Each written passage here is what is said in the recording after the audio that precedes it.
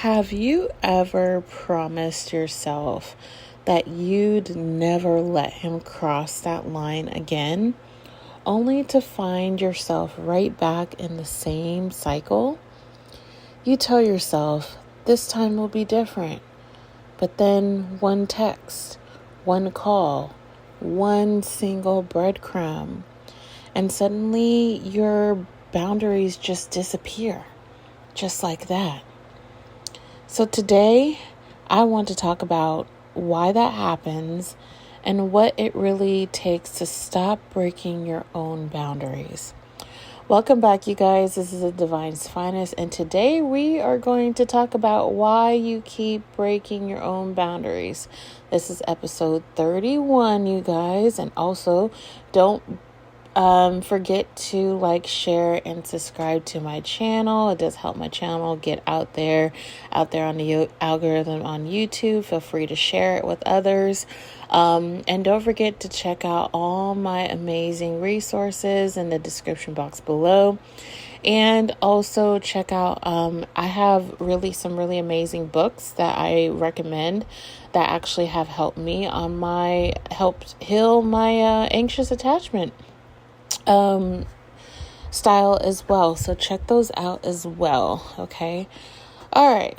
So let's break it down a little bit, you guys. I want to actually share a little story with you. Now,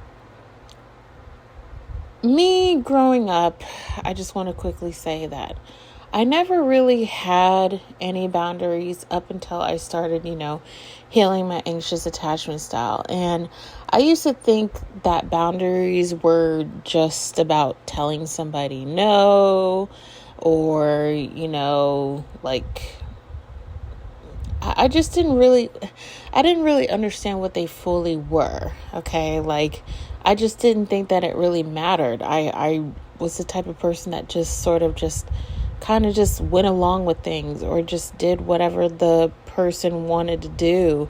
It was almost as if their feelings and emotions mattered more than my own, that sort of thing, right?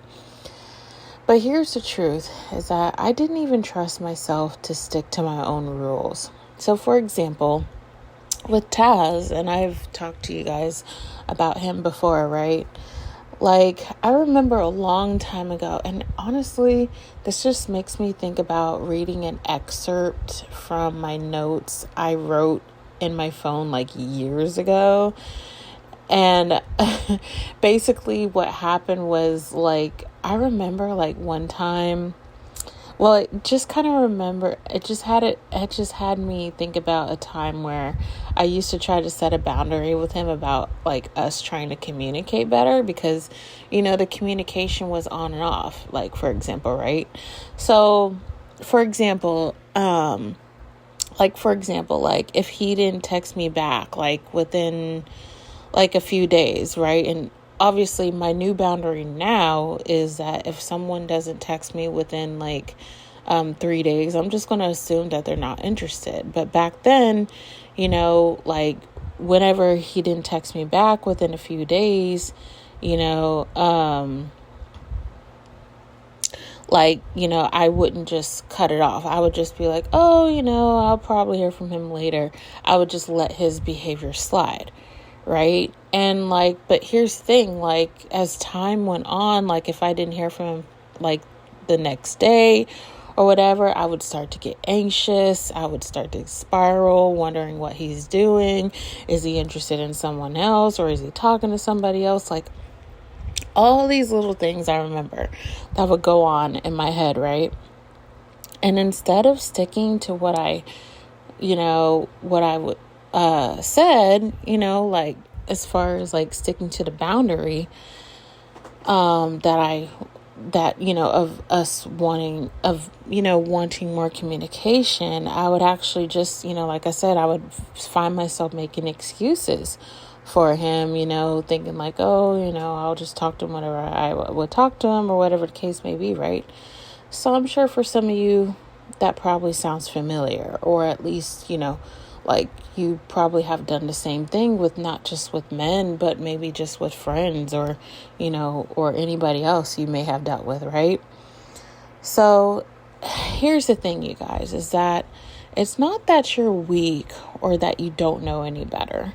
It's because your nervous system is still wired to crave connection, even if it costs you your peace. And see, that's what I had to learn, okay? That it was actually costing my peace, right? And that's why you have to break your own boundaries, because deep down, safety still feels like being chosen, and not like protecting yourself. So here's the thing. Boundaries aren't just about other people. It's actually about you.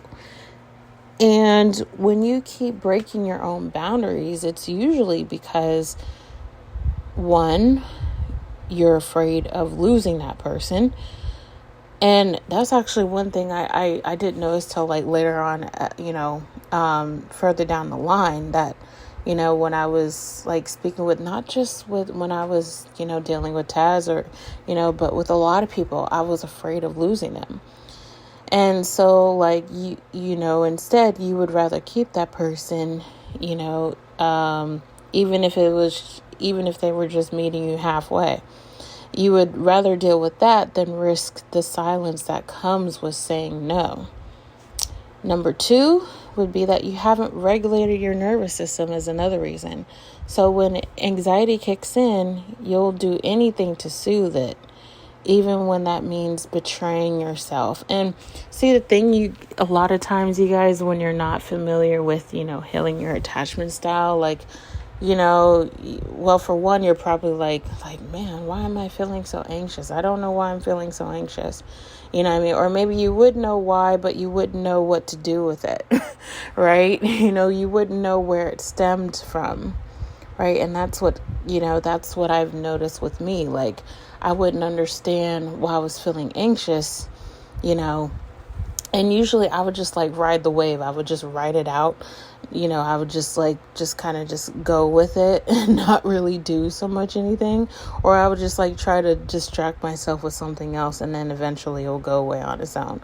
But little did I know it was my attachment style that was being activated. Okay. And then number 3, you're still in fantasy mode. You're clinging on to the potential, not the reality. So every time you say just one more chance, you're actually feeding the illusion. And that was another thing I was doing, you guys. I kept holding on to that potential of how things could turn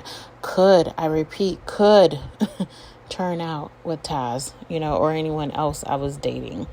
Okay. I was still imagining and hoping that things would get better, that the communication would get better. But in reality, I was just repeating a cycle that was never improving on its own. Okay. So here's the truth, is that every time you break your own boundary, you're teaching yourself that you can't be trusted. And that's why it hurts so much. And it's not just about him. It's actually about abandoning you. So the shift comes when you realize that keeping a boundary isn't about pushing them away. It's about keeping yourself safe enough to receive the love you actually deserve. The love that doesn't make you spiral. The love that doesn't need excuses. So instead of thinking that if I say no, I'll lose him, I want you to start telling yourself, if I say no, I gain me. And that's who you've been needing all along. So, with that being said, if this hit deep for you guys, you're not alone, okay?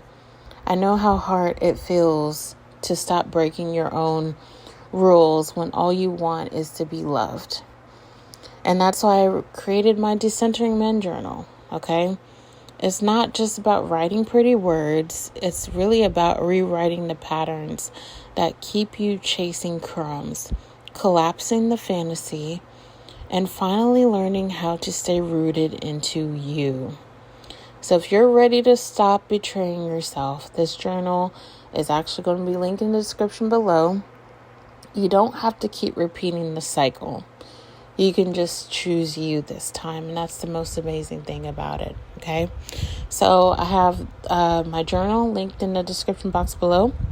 Don't forget to like, share, and subscribe. I do also have some really other amazing books that I've read on my as I was healing my anxious attachment journey, and they are some really great books, you guys. All right, and with that being said, I will speak to you guys in the next episode.